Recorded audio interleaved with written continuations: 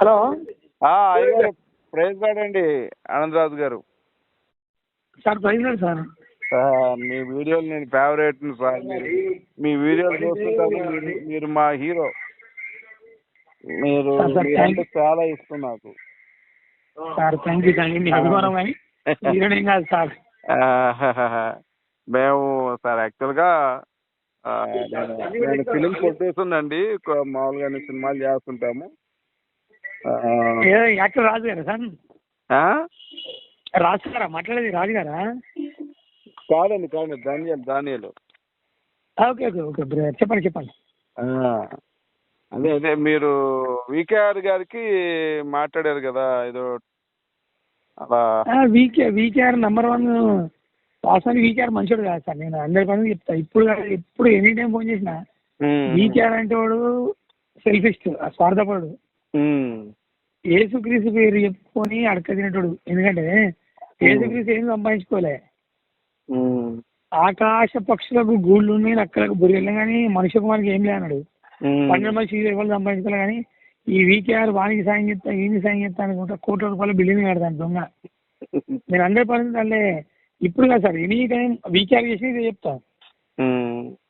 ఎందుకంటే వికేఆర్ మంచి వ్యక్తి కాదు సార్. ఆయన చాలా ఈ ఒక్క విషయం కాదు, చాలా సబ్జెక్ట్స్ ఆయన మీద అది కొన్ని మాట్లాడాను. కానీ కొంచెం వేరే కేసుల విషయాలు నేను ఎక్కువ వీడియోలు తీస్తలేను సార్. మీ పేరు ఏం పేరు సార్? దానియాలు. ఎక్కడ సార్ మీది? సార్ మాది బెల్లంపల్లి అండి. ఓకే సార్, ఓకే చెప్పండి సార్. ఇప్పుడు మరి వాళ్ళ ఎక్కడ కలవరి సతీష్ గారు కూడా ఆయన బాగా సంపాదించారు కదా. ఇప్పుడు బెల్లంపల్లి ప్రవీణ్ సార్ ఇంకోటి చెప్పాలి సార్. నేను ఒప్పుకుంటా సార్, 100% ఒప్పుకుంటా. నేను బెల్లంపల్లి ప్రవీణ్ గారు కానీ కలవరి సతీష్ గారు కానీ అమాయకులు సార్. క్రైస్తవులు ఏదో పాపం వల్ల ఇబ్బందులు, ఆర్థిక ఇబ్బందులు, ఆరోగ్య సమస్యలు, ఏదో సమస్యలు ఉన్న వాళ్ళని అడ్వర్టైజ్మెంట్ చేసుకుంటా వాళ్ళు సంపాదించుకుంటాం సార్. ఇప్పుడు దేవుని మాటలు అర్థం కావడం చాలా కష్టం సార్. అట్లా అని చెప్పి హిందూ ధర్మంలో కూడా ఎంతో మంది మోసాలు చేస్తున్నారు. ఇప్పుడు మోసం ఏడమోసం జరిగినా మోసమే, ఎవరు మోసపోయినా మోసపడినట్టే. అవును సార్. ఇప్పుడు అది హిందువుల, క్రైస్తవుల, ముస్లింసా అని కాదు. దొంగ ఎవడైనా దొంగే. 100%. నేను దానికి కంపల్సరీ నేను ఒప్పుకుంటా దానికి. ఏం చెప్తాం సార్, వాళ్ళకు సబ్జెక్ట్ తెలియదు కదా మా అమాయకులకు. ఆ సబ్జెక్ట్ తెలియని వాళ్ళకు మనం సబ్జెక్ట్ ఎప్పుడు మన ధర్మం. కాకపోతే ఇక్కడ సమస్య ఏమైతుందండి, సోషల్ మీడియాలో హిందువులు సబ్జెక్ట్ చెప్తలేరు, క్రైస్తవులు సబ్జెక్ట్ చెప్తలేరు. వీళ్ళని వాళ్ళు తిరుగుతాను, వాళ్ళని వీళ్ళు తిరుగుతాను. ఈ తిట్టుకుంటే సరిపోతాను సోషల్ మీడియాలో తప్పించి అరే దేవుడు అంటే ఇట్లా ఉంటాడు, ఈ విషయాలు చెప్తానని చెప్పి ఎవరు చెప్తలేదు సార్. చెప్పేటోళ్ళకి ఇంకా ఇబ్బందులు అయితే తప్పించి ఆవేశాలు, కోపాలు పెరుగుతాయి తప్పించి ఇది సామరస్యంగా అయ్యేది చాలా కష్టం. నేను ఒకటి కేసు వేసిన సార్ వీళ్ళందరి మీద. ఒక 15 మంది ఏమో హిందువుల మీద వేసిన, అంటే బైబిల్ విచ్చోళ్ళ మీద. ఒక 5 పాస్టర్ల మీద వేసిన. ఇప్పుడు హిందువులైనా, క్రైస్తవులైనా, ముస్లింలైనా చిన్నప్పుడు పుడితే హిందూ కుటుంబంలో పుడితే హిందూ లెక్క పెరుగుతాడు, ముస్లిం లెక్క పుడితే వాడు ముస్లిం లెక్క పెరుగుతాడు, క్రిస్టియన్ లెక్క పుడితే వాడు క్రిస్టియన్ లెక్క పుడతాడు. పుట్టినే తెలియదు సార్ పాపం మన చిన్నోళ్ళకు. అవును, అదే వాళ్ళ మీద ఎఫెక్ట్ పడుతుంది, వాళ్ళు అక్కడే పెరుగుతారు, అదే వాళ్ళకు ఆలోచన ఉంటుంది. అంతే తప్పించి వాళ్ళు పుట్టంగానే ఇవ్వలేనా మీరైనా మనకు పుట్టంగానే మనకేం తెలుస్తుంది సార్ ధర్మం? ఒకటి మతం అనేది, దేవుడు అనేది మనశ్శాంతి కోసం మనం కొలిచేటువంటి ఒక దైవం, అది ఏ దైవమైనా. కానీ దాన్ని బిజినెస్ చేసుకొని వ్యాపారం చేస్తున్నారు చూడండి. దీన్ని మీరు ఖండించారు, అది నేను బాగా మిమ్మల్ని అప్రిషియేట్ చేస్తాను ఆ విషయంలో మిమ్మల్ని. Sir thank you very much sir, thank you. అందుకనే కాల్ చేశాను సార్. నేను బైబుల్ చదువుతుంటాను, మీరు పెట్టే వీడియోస్. ఇంకోటి సార్ మన డానియల్ ఏమో పేరు చెప్పిన సార్, నాకు మర్చిపోయినా సార్. మీలాంటి మంచి వ్యక్తులు కొంచెం మన అందరం కోఆపరేట్ చేసుకొని మంచి విషయంలో పోతే మనందరం కలిసి మంచి చేస్తారు. వాళ్ళు హిందువులు కానీ, క్రైస్తవులు, ముస్లింలు కానీ ఎవరైనా పర్లేదు, దేవుని గురించి మంచి ఇన్ఫర్మేషన్ ఇచ్చుకుంటూ మాట్లాడేవాళ్ళు ఎవరైనా మనకు బంధువులే. అంటే వాళ్ళ స్వార్థం కోసం, వాళ్ళు లక్షలు సంపాదించుకోవడం కోసం దేవుళ్ళని అడ్డం పెట్టుకుని తప్పుగా మాట్లాడి హిందువులను తిట్టి ఎదిగొట్టడం తప్పే, క్రైస్తవులను తిట్టి ఎదిగొట్టడం తప్పే. ముస్లింలను స్టార్ట్ చేసింది ఎవరు? ఇప్పుడు బెల్లంపల్లి ప్రవీణ్ అనే అతను విజయవాడ దుర్గామాతను తిట్టాడు సార్. ఒక మాట చెప్పింది చాలా వైరల్ అయింది కదా. లేదు నా మాట వినండి. నేను అనేది ఒకటే సార్, చూడండి వీడు స్టార్ట్ చేసింది, వాడు స్టార్ట్ చేసింది అంటే చాలా ఇబ్బంది అవుతుంది సార్ నాకు. అది ఎందుకంటే నా మాట సార్ ప్లీజ్ 1 minute అంతే. స్టార్ట్ చేసింది ఎవరనేది మనకు ముఖ్యం కాదు. సరే బెల్లం మీరు అంటే ఒప్పుకుంటా, బెల్లంపల్లి ప్రవీణ్ చేసిందా లేకుంటే ఇంకెవరైనా చేసిందా నాకు అవసరం లేదు. ఎందుకంటే మనం అంతకంటే ముందు వీడియో తీసుకొచ్చి చూపిస్తాం, మళ్ళీ మనం వేరే అయిపోతాం. మనోడు చేసి ఒకటేంటంటే ఇప్పుడు మీరు యేసువారిని నమ్ముతారు, నేను యెహోవాని నమ్ముతా. నా ఇంట్లో నేను కొలుచుకుంటా, నీ ఇంట్లో నువ్వు కొలుచుకో. నువ్వు నా దగ్గరికి వచ్చి నాకు చెప్పొద్దు, నేను నీ దగ్గరికి వచ్చి నీకు చెప్పొద్దు. ఎవరి తండ్రికి ఆడి గొప్ప, అంతేనా? అయితే ఒక విషయం చెప్తుంటారు సార్ మీకు, ఈ ప్రచారమే ఇబ్బంది అవుతుంది. లేదు సార్, లేదు అట్లా కాదు సార్. అట్లా అసలు విషయం ఏంటిదంటే, అసలు విషయం ఏంటిది అంటే దేవుని గురించి చెప్పాలంటే చాలా ఇబ్బంది సార్. ఎవరికి తెలియదు, సమాజంలో ఎవరు నమ్ముకుంటారు, అందరూ నమ్ముకుంటారు. నేను ఒక ధర్మాన్ని నమ్ముతా, మీరు ఒక ధర్మాన్ని నమ్ముతారు, ఇంకో ధర్మాన్ని నమ్ముతారు. అట్లా 10 మంది ఉంటే 10 ధర్మాలు నమ్ముతారు. ఈ 10 ధర్మాలలో ఏదో ఒక ధర్మం కరెక్ట్ అయి ఉంటుంది. మీరు చెప్పింది కరెక్ట్ అని మీకు ఉంటుంది, నేను చెప్పింది కరెక్ట్ అని నాకు ఉంటుంది, ఇంక8 మంది చెప్పింది వాళ్ళకి కరెక్ట్ అని ఉంటుంది. 10 ధర్మాలకు వాళ్ళకి కరెక్ట్ అని ఉంటుంది. కానీ ఈ 10లలో ఏదో ఒకటి మాత్రం కరెక్ట్. మిగిలిన 9 ఏమైతే సార్, మిగిలిన 9 ఏంటంటే నమ్మకాలు అయితే అంతే, కరెక్ట్ కాదు అది. ఈ నమ్మకాలు వేరు, నిజం వేరు. ఈ 10లలో 9 కాకుండా ఒకటి నిజం ఉన్నది చూసామా, ఆ నిజమైన వాళ్ళు చెప్పుకోవాలంటే వాళ్ళ ధర్మం గొప్పతనం, వాళ్ళది ఏ విధంగా నిజమో వాళ్ళు నిరూపించుకుంటే చాలా సంతోషం. అది నిరూపించుకునే క్రమంలో ఇతరులను తీసుకొచ్చి అవమానపరచడం మాత్రం చాలా తప్పు. ఎవరు యాక్సెప్ట్ చేయదండి. నేను దానికి 100% ఒప్పుకుంటాను. ప్రవీణ్ కి బాగా అతనికి నేను సార్ ఇప్పుడు కాదు, నేను ఎప్పుడైనా ఈ విషయం చెప్తా.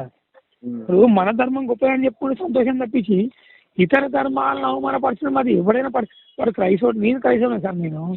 నేను క్రైస్తవ పాఠశాల అంటే నాకు అసలు ఎందుకంటే కోపం. ఎందుకంటే మీరు అనేది నేను ఒప్పుకున్నా, బెల్లంపల్లి ప్రవీణ్కి ఏం తెలుసు నాలే అనేది.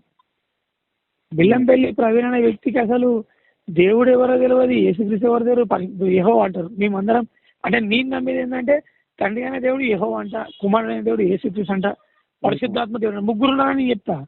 ఇప్పుడు నేను చెప్పే మాటలకు, బెల్లంపల్లి చెప్పే మాటలకు జస్ట్ ఒక 100 సార్ 50 కాదు, ఒక 10% ఖాళీగా మా ఇద్దరికి. అంటే క్రైస్తవంలో ఇంత వ్యత్యాసం ఉన్నది. ఆయన చెప్పే మాటలు అసలు ఆయనకు నాకు ఒక 5% కూడా మ్యాచ్ కాదు అసలే. మాకు ఒక యేసుక్రీస్తు పేరు పెట్టుకొని చెప్తాను తప్పించి, ఆయన క్రైస్తవుడు అని చెప్పి ముసుకేసుకొని చెప్తాను తప్పించి, ఆయన క్రైస్తవుడే, నేను క్రైస్తవుడే. కానీ ఆయన చెప్పే మాటలు నేను 90% మాటలకి ఏకీభవించి అస్సలే వ్యతిరేకంగా ఉంటా. అదొకటి. వీళ్ళు చేసేటువంటి ఏదైతే ఫ్రాడ్ ఉంటుందో, స్వచ్ఛత వరాలు అని వాళ్ళని పెట్టి. ఇంకోటి సార్ మీరు డేనియల్ గారు మీరు ఒక్కటి గుర్తుపెట్టుకోవాలి సార్ మీరు. ఎందుకంటే ఇప్పుడు మీరు హిందువులో, ముస్లింలో, క్రైస్తవులో తెలియదు సార్. నేను మీతో ఒకటే చెప్పింది అంటే రోగాలు 2 రకాలు సార్. 2 రకాల రోగాలు ఏంటంటే, ఒక రకం రోగం ఏంటంటే మన ఎంటికల నుంచి మొదలు పెడితే పాదాల వరకు, అది హార్టా, లివరా, న్యూరోనా, లేకుంటే స్కిన్నా, లేకుంటే ఇంకేనో ఎన్నో ప్రాబ్లమ్స్ ఉంటాయి. అయ్యా, టీత, టింగా ఎన్నో ఉంటాయి. అంటే శరీర రోగాలు ఇవన్నీ. ఈ శరీరానికి పట్టిన రోగాలకు ఒక్కొక్క పార్ట్కు కొన్ని 100 మంది వైద్యులు ఉన్నారు సార్. మీకు కూడా తెలుసు, మీరు ఇంత చదువుకుని నాకు తెలిసి మీరు మంచి ఎడ్యుకేషన్ పర్సన్ కావచ్చు. ఒక్కొక్క బాడీ ఏరుకు 100 మంది ఉంటారు డాక్టర్లు, నియోర్కు ఉంటారు, హార్ట్కు ఉంటారు, లివర్కు ఉంటారు. 100 మంది డాక్టర్, 1000 మంది ఉన్నారు ఒక్క పార్ట్కు. కానీ 2వ రోగం ఏం తెలుసా సార్, మనసుకు పట్టిన రోగం. ఈ మనసుకు పట్టిన రోగానికి వైద్యులు ఎవరు లేరు సార్, అది చాలా కష్టం. అది ఈ మనసుకు పట్టిన రోగానికి పరమ వైద్యుడే క్రీస్తు. నేను ఎన్నోసార్లు ఈ విషయంలో గొడవ పెట్టుకున్నాను అందరితో. ఇప్పుడు తాగుడు అనే రోగం ఉన్నది, వ్యభిచారం అనే రోగం ఉన్నది, స్వార్థం అనే రోగం ఉన్నది, గర్వం అనే రోగం ఉన్నది, నిరాశ అనే ఉన్నది, భయం అనే రోగం ఉన్నది. వీటన్నిటికీ ఎవరు సార్ మందు ఎక్కడ దొరికాయి? ఒక ఆర్థో స్పెషలిస్ట్ దగ్గరికి పోయి నాకు నిరాశ ఉన్నది, మందు రాయండి, ఎవరు రాస్తారు సార్? నేను కూడా బైబిల్ చదివాను. యేసు దేవుడు అంటే యెహోవా ఒప్పుకోడు కదా, మరి ఎట్లా మరి ఆయన? లేదు సార్ యెహోవా ఒప్పుకోడు. నేనే చెప్తాను సార్, మీకు వినండి. యేసుక్రీస్తు దేవుడు అనే పదం బైబిల్ 66 పుస్తకాలు ఎక్కడ లేదు సార్. సాక్షాత్తు యేసు. యెహోవా చెప్పినది ఒక మాట చెప్తా వినండి, మీకు ఎప్పుడైనా చూడండి. యెషయాలో 44లో ఉంటది, 8-11లో, నేనే దేవుడిని, నేను తప్ప మీరు ఒకరు ఉన్నారా, సాక్ష్యం చెప్పండి అంటాడు ఆయన. సార్ నేను చూడు, యెషయా 44 ఒకసారి చూడండి ఎప్పుడైనా. నేనే మొదటి వాడను, నేనే కడపటి వాడను లేడు అంటాడు. నేనేమన్నా మరి యెషయా 43 చూసినా కూడా మీకు 13-17లో యెహోవానైన నేను ఇశ్రాయేలు దేవుణ్ణి, నేను తప్ప మరొక సృష్టికర్త లేనే లేడు అంటాడు. నేను చెప్పేది ఏం తెలుసు సార్, మీరు చెప్పిన మాటలు ఇప్పుడు మీరు చెప్పిన వచనాలు కానీ మీరు చెప్పిన మాటలు నేను 100% ఏకీభవిస్తాను. మీరు కొత్త నిబంధన గ్రంథంలో యేసుక్రీస్తు ప్రభు వాళ్ళు ఎంటర్ అవుతారు అంతే కదా సార్? అంటే యేసుక్రీస్తు ప్రభు అని చెప్పి ఎప్పుడు అందరికి పరిచయం ఏంటంటే కొత్త నిబంధనలో పరిచయం అయ్యాడు. పాత నిబంధనలో చాలా తక్కువ రియర్గా ఉంటుంది, కొన్ని అది కానీ చాలా డెప్త్గా పోతే వచనాలు దొరుకుతాయి. కానీ కొత్త నిబంధనలు అందరికి పరిచయం అయ్యాడు. ఈ వీకేఆర్ అంటే ఏం చేస్తాడు తెలుసా విజయ్ కుమార్ గారు? వానంతా వాడు బఫులాన వాడిని ఏమన్నా నాకు తెలియదు సార్, వానంతా లీచాగాడు ఎవరు ఉండడు. వానికి అక్కడ నాకు సెంటు భూమి అన్న వీకేఆర్ అడిగాల వానికి 2 బిల్డింగ్లు 2 కోట్లు పెట్టాం 3 కోట్లు పెట్టాం. ఎంత దొంగ అంటే వీకేఆర్ని కానీ నేను ఎవరిని యాక్సెప్ట్ చేస్తాను. తప్పు అంటా ఒప్పు నొప్పు అంటాను. అక్కడ ఒకటి ఏంటంటే ఇప్పుడు క్రీస్తు పేరు చెప్పుకొని క్రీస్తు కోసం యుద్ధం చేసే వాళ్ళు కొందరు, క్రీస్తు పేరు చెప్పి కోట్లు సంపాదించుకున్న దొంగలు ఎక్కువ ఉన్నారు. క్రీస్తు పేరు చెప్పి సంపాదించుకున్న సార్ అసలు నాకు, ఎందుకంటే ఆయననే ప్రాణం పెట్టింది, ఆయన శిష్యులందరూ ప్రాణం పెట్టింది, ఎవరు ఏం సంపాదించుకోలే. కానీ క్రీస్తు పేరు చెప్పుకొని ఇలా కోట్లు సంపాదించిన వీళ్ళు దొంగలు సార్. ఒకటే వాళ్ళ వీళ్ళు వదిలిపెట్టచ్చు అంతే. ఎవడైతే యేసుక్రీస్తు పేరు చెప్పుకొని కోట్లు సంపాదించిన కూడా దొంగే అంతే, ఏం లేదు. ఎందుకంటే ఇక్కడ శ్రమ అన్నాడు బైబిల్, ఏమంటాను తెలుసా? నిజంగా యథార్థంగా ఉన్నవాడికి శ్రమే, కష్టాలే, అప్పులే, బాధలే. యథార్థంగా క్రీస్తు కొరకు దేవుని కోసం బతికడానికి కష్టాలే సార్. ఇలా కోట్లు సంపాదించుకున్నాం అంటే ఇక వాడు దొంగకే ఉంటాయి అన్ని. లగ్జరీ లైఫ్ అంటే దొంగలే.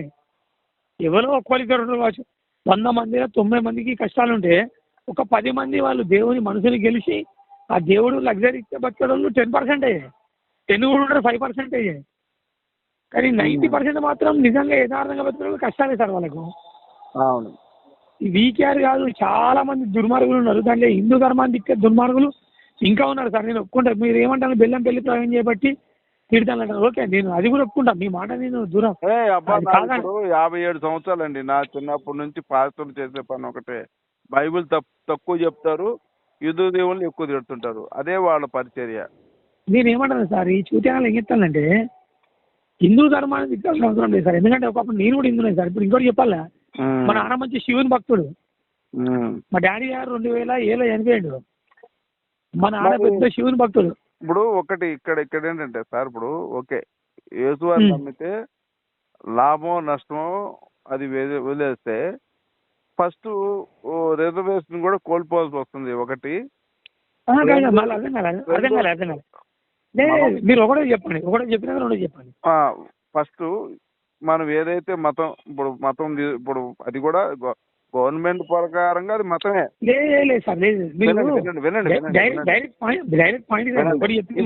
మనం యేసువారిని నమ్ముకున్న తర్వాత బాప్టిజం తీసుకున్న తర్వాత క్రిస్టియన్ సర్టిఫికేట్ తీసుకోవాలి. చాలా మంది 90% సర్టిఫికేట్ తీసుకోరు. అందులో హిందూ అని పెడతారు, పలానా క్యాస్ట్ పలానా హిందూ అని పెడతారు. మరి ఏ దేవుడిని నమ్ముకున్నట్టు? ఒకటి సార్, మీరు డానియల్ గారు నేను ఒక మాట చెప్పాలా మీతోటి? మీరు ఒకటే విషయం సార్, ఎంత తప్పంటే మన ఇండియన్ కాన్స్టిట్యూషన్, అది చాలా మన ఇండియన్ కాన్స్టిట్యూషన్ కూడా తప్పే సార్. ఎందుకనో నేను అడుగు చెప్తా, మీరు దేవుని భక్తులు, నేను భక్తుని, మనం దేవుని భక్తులం. ఎందుకంటే ఒక కులంలో పుట్టి పెద్దగా పెరిగి వాడు ఏదో ఒక దేవుడిని తెలుసుకొని మారినంత మాత్రాన వాడి సర్టిఫికేట్ తీసుడు ఎవరికి ఎంతవరకు న్యాయం సార్, మీరు చెప్పండి. లేదు, ఇక్కడ నేను మిమ్మల్ని ఏకీభవించను. ఎందుకంటే కులం అనేది సనాతన ధర్మంలోనే ఉంది, వాళ్ళకే ఉంది, ఆ హిందూ మతంలో ఉంది. క్రైస్తవంలో కులం లేదు, అలాగే ముస్లిం ఇస్లాంలో కూడా కులం లేదు. కులం లేనటువంటి ధర్మానికి మతానికి నువ్వు ఎప్పుడైతే పోతావో నీకు కులం వర్తించదు. ప్రతి దేశానికి ఒక రాజ్యాంగం ఉంటుంది. అమెరికాకు ఒక రాజ్యాంగం, రష్యాకు ఒక రాజ్యాంగం, అలాగే ముస్లిం దేశాలకు ఒక రాజ్యాంగం ఉంటుంది. వాళ్ళ రాజ్యాంగం ప్రకారమే అక్కడ ఉన్న వాళ్ళు జీవన శైలి కొనసాగించాలి తప్ప రాజ్యాంగాన్ని కాదని జీవనం కొనసాగించడం అనేది అది తప్పు. అది ఏ దేశం. ఒక రాజ్యాంగం రాసుకున్నాం కదా మనం, ఆ రాజ్యాంగం ప్రకారం. ఇంకొకటి ఇక్కడ యేసువారిని కూడా మనం మోసం చేస్తున్నట్టే కదా. ఎక్కడుంది నిజాయితీ? మనం యేసుని వారిని నమ్ముకున్నప్పుడు క్రైస్తవ సర్టిఫికేట్ తీసుకోవాలి కదా. ఇప్పుడు మనం యేసుని మోసం చేస్తున్నట్టే, ఇటు దేశాన్ని మోసం చేస్తున్నట్టే, ఇటు చట్టాన్ని మోసం చేస్తున్నట్టే. ఇప్పుడు ఎక్కడుంది మరి పరిశుద్ధత? ఒకటి చెప్పాలి సార్ మీకు. ఉమ్, అయితే ఏంటంటే డానియల్ సార్, మీరు చెప్పిన మాట నేను కూడా ఏకీపిస్తాను. కాకుండా ఏంటంటే సార్, మీరు నాకు చెప్పండి ఆన్సర్. ఈ రాజ్యాంగాలు కానీ కాన్స్టిట్యూషన్ కానీ ఇవన్నీ సరే మనుషులు పెట్టుకున్నారు. మనం చాలా వాళ్ళ పెద్దలను అందరినీ గౌరవించాలి, అధికారాలను గౌరవించాలి, కాన్స్టిట్యూషన్ గౌరవించాలి, ప్రతిదీ గౌరవించి బ్రతకాలి మనం. ఎందుకంటే మనం భారతదేశంలో పుట్టినాం పెరిగినాం కాబట్టి. అయితే ఇప్పుడు నా డౌట్ ఏంటంటే సార్, ఇప్పుడు ఒక్క దేవుడి అని చెప్పి మారినంత మాత్రాన మన ఆర్థిక పరిస్థితులు మారుతాయి. అలా కూడదండి, అది తప్పది. ఇప్పుడు దేవుడు ఇప్పుడు ఒకటండి, మీకు ఇంకో రాజ్యాంగంలో ఏముందంటే నీ కొడుకు ఎప్పుడైతే క్రైస్తవ మతం తీసుకుంటాడో నీ ఆస్తిలో కూడా హక్కు లేదు. అలా ఒకటి చేయాలి సార్. ఇగో డానియల్ సార్, నేను మీతో ఒక మాట చెప్తాను. ఇక మన ఇద్దరం మనం చిన్నోళ్ళం. నేను చిన్నోడే, మీరు చిన్నోళ్ళు. ఎందుకంటే మనం అంత డెప్త్ అంత పెద్ద సబ్జెక్ట్ మాట్లాడాలంటే అది మనం ఇద్దరం ఇంప్లిమెంట్ చేసే అంత నాకు మీకు మన ఇద్దరికి లేదు. మనం చాలా చిన్నోళ్ళం కాన్స్టిట్యూషన్ కదా. కాకపోతే నేను మన ఇద్దరు డిస్కషన్ అడిగేది ఒకటే. అంటే నేను మీరు జనరల్గా అడుగుతాను సార్, మనం అయితే మీరు ఏం కులం మనకు తెలియదు. ఒక పేద కులంలో పుట్టి ఒక దేవుణ్ణి మనం పెద్దగా చదువుకొని సర్టిఫికెట్లు కష్టపడరు. మీరు ఎప్పటి కష్టపడరు. ఒక 25 ఏళ్ళ వరకు మీరు ఎంతో కష్టపడి చదువుకొని అది చేసి చేసిండ్రు. ఎందుకంటే ఈ కులాల వయసు ఎందుకు ఇస్తానంటే, ఒక పేద కులంలో పుట్టినాడు, వాడు ఒక గుడిసె నుండి వాడు లైట్ లేకుండా దోమలల్లా కాలువ పక్కకు అక్కడ ఇక్కడ ఆర్థిక స్థితిగతులను బట్టే వానికి రిజర్వేషన్ ఇచ్చిన తప్పించి రెడ్డి కులంలో పుట్టిన కొంచెం ఉన్నతం. వినండి,